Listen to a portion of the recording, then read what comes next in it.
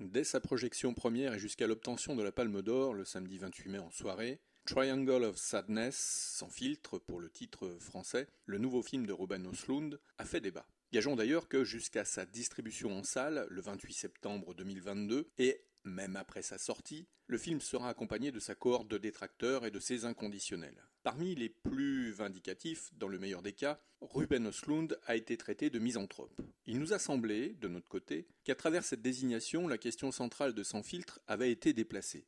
Est-ce le film d'un misanthrope ou bien un film sur la misanthropie nourrie par le vide qui alimente nos fonctionnements sociaux ?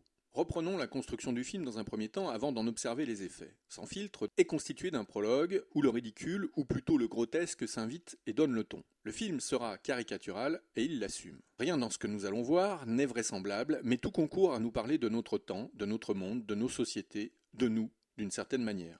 Enfin, indirectement. Après le prologue, 3 actes. D'abord une scène de restaurant où le mannequin masculin que nous découvrons dans le prologue, Carl, interprété par Harris Dickinson, accompagné de sa compagne Yaya, interprétée elle par Charlbi Dean, vit un moment qui trahit une série de questionnements existentiels qui fragilisent l'équilibre de son couple.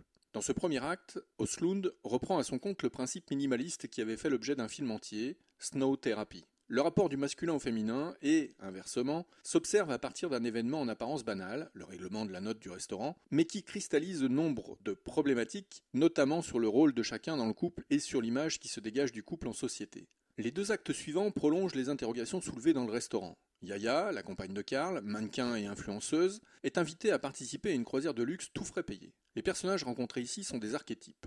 Des figures qui n'existent pas et qui, pourtant, répondent à une typologie représentative qui définit les contours d'un monde dominé par les représentants d'un modèle capitaliste reformaté par notre époque. Fabricants d'armes, oligarques opportunistes, nouveaux maîtres de la communication et autres. Sur le bateau, une nouvelle forme de lutte des classes est en action. Les actes et les décisions des puissants ont des répercussions inimaginables sur les sans-grades qui s'échinent à être invisibles, à disparaître pour que la croisière soit la plus réjouissante possible pour la clientèle fortunée. Et puis, tout bascule avec la désopilante et improbable scène centrale du film. Une tempête vient bouleverser l'ordre établi pour rebattre les cartes. Sans filtre reprend ainsi à son compte une structure narrative qu'il transforme, ce fut déjà le cas avec The Square ou Snow Therapy, en comédie de mœurs. C'est-à-dire que Sans filtre est une étude sur le comportement de l'humain en société à partir des conditions induites par des éléments ou événements contemporains qui influencent de nouvelles conduites et reformulent les différences de conditions de classe sociale. C'est très justement cette reformulation des différences sociales qui passionne dans un premier temps à la lecture du film. Östlund, comme à son habitude, se plaît à insérer des éléments qui viennent perturber, parasiter et faire voler en éclats l'équilibre du schéma sociétal qu'il peint comme une allégorie d'une autre. La suffisance qui régit le contrat social qui unit les personnages est à envisager comme un mode de vie qui semble accepté par tous. L'art du paraître est un modèle de vie. L'hypocrisie qui en constitue l'assise culmine lorsque le vide existentiel qui régit le quotidien des plus riches est élevé au rang d'art de vivre sur le yacht et la version microcosmique qu'il propose de nos sociétés occidentales. Personne n'est récupérable dans ce portrait édifiant, clamons certains. Mais c'est oublier que le cinéma n'est qu'un miroir de ce que nous sommes ou de ce que nous contribuons tous, à différents niveaux, à ériger en exemple. Que Östlund soit rejeté par une partie de ce monde n'a rien de surprenant puisque dénoncer une conduite qui est en soi devenue le fondement de nos civilisations revient à s'exclure de ce monde. Östlund et son cinéma sont donc au cœur d'une contradiction qui consiste à explorer tous les phénomènes qui lient le cinéaste à un monde auquel il souhaiterait se soustraire.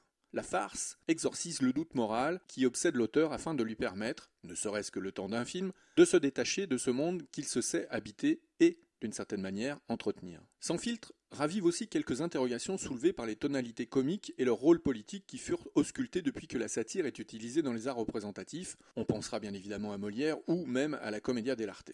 Östlund choisit de n'orienter personne.